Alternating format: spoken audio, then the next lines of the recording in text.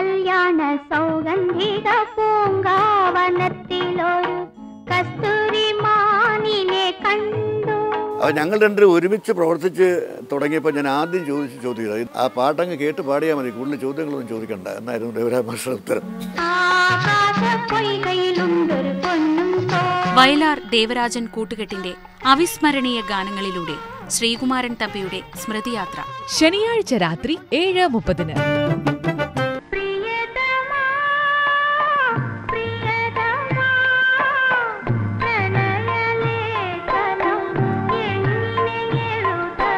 വ്യത്യസ്തമുള്ള കഥകൾ സിനിമയാക്കപ്പെട്ടു.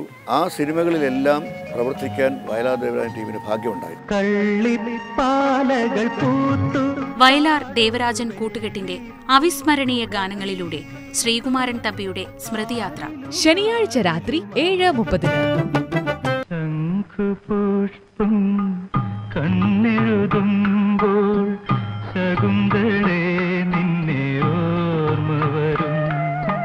ദേവരാജ മാസ്റ്റർക്ക് എല്ലാ കാലത്തും അങ്ങേയറ്റം ഇഷ്ടമുണ്ടായിരുന്ന ഒരു പാട്ടുകാരനാണ് എം രാജ.